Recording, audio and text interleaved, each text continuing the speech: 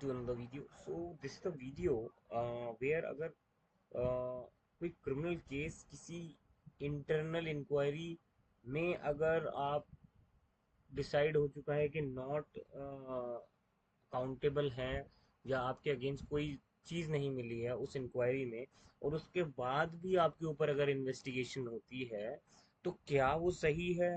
तो तब वहाँ क्या होगा? फॉर एग्जाम्पल इस केस में Gurbachan Singh Matta versus central bureau of investigation, इस केस में क्या हुआ? ये it's a very interesting case. इस केस में क्या हुआ? सी, हम इसको एक एग्जांपल से समझते हैं, बहुत छोटा सा एग्जांपल. इमेजिन कोई एक फैक्ट्री है, ठीक है, जहाँ पर आपको काम मिला हुआ है क्वालिटी ऑफ प्रोडक्ट चेक करने का, ठीक है, इंस्पेक्शन करने का, कि वो मान लो जूते बनाती है वो फैक्ट्री, और हमें देखना है कि उसमें प्रोडक्ट्स जो निकल रहे हैं वो सही निकल रहे हैं, राइट? देन जो डिफेक्टिव प्रोडक्ट्स हैं उनको बेचा नहीं जाएगा. This is the whole job. लेकिन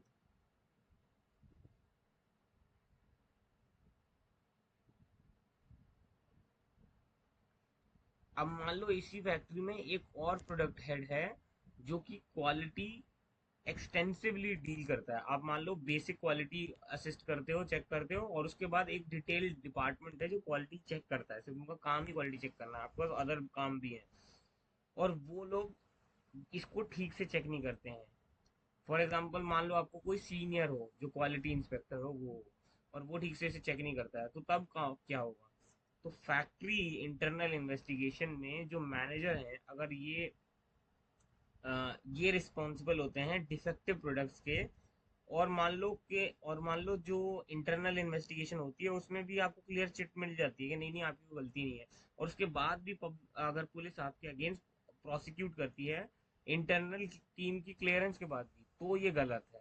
इस केस में बिल्कुल यही हुआ. ये जो गुरबचन सिंह हैं, वो एक्यूज थे नॉट प्रॉपरली वेरीफाइंग इनवॉइसेस. एक बैंक में बैंक लोन सैंक्शन हुआ था, उसमें उनने ठीक से वेरीफाई नहीं किए थे, ऐसे एलिगेशन लगे थे उन पे. लेकिन कोर्ट ने ये देखा कि वो जनरल इंस्पेक्शन करते थे. डिटेल इनवॉइस वेरिफिकेशन जो था वो रिस्पॉन्सिबिलिटी थी किसी और ऑफिसर की, उनकी नहीं. उसके बाद क्या हुआ? जो सेंट्रल विजिलेंस कमीशन है, सीवीसी है, उन्होंने एक इंटरनल विजिलेंस बॉडी बनाई जिसमें इन्वेस्टिगेशन हुई, और उस इन्वेस्टिगेशन ने गुरबचन सिंह को क्लियर कर दिया कि इनका कोई मिसकंडक्ट है ही नहीं. तो प्रॉब्लम क्या है? उसके बाद भी क्या हुआ? उनके अगेंस्ट केस चलाया गया जिसको कोर्ट ने बोला कि ये अगेंस्ट द लॉ है.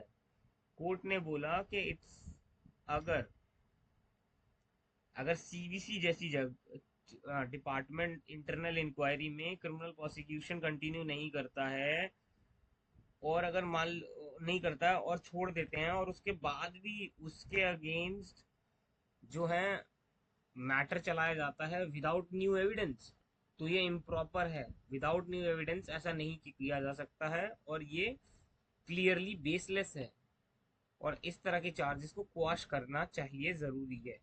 मतलब इनको क्वाश करना जरूरी है. जैसे कि लास्ट पैरा आप देखेंगे, बड़ा इंटरेस्टिंग लिखा है, that's why we are seeing this judgement. जैसे कि in view of what said, there is nothing more which can be brought on record. The prosecution support of their allegation against the petitioner, and he is here on identical charges and stands exonerated by CBC. The continuous criminal prosecution would be an abuse of process of court and not an interest of justice. But therefore, present FIR along with all proceeding examining, therefore including order of charge, this is hereby quashed against the petitioner. The objection made herein are confined only to the petitioner and are not express merits. And in the accused person facing the trial charge child in the charge sheet, the petitioner allowed dispose. तो इसमें court ने छोड़ दिया. तो अगर आप ऐसी कोई जजमेंट ढूंढ रहे हो जहां इंटरनल कमिटी हो, और मान लीजिए आपको इस तरह के एम्प्लॉय का कोई केस मिले जहां पर कोई बैंक का एम्प्लॉय है जिसको वेरीफाई करना था, और कोई उसका सीनियर उस पर सब डाल रहा हो, तो you can use this judgement. कुछ जजमेंट जो पैरा 37 है और 38 है वो भी काफ़ी इंटरेस्टिंग है, so you can see them.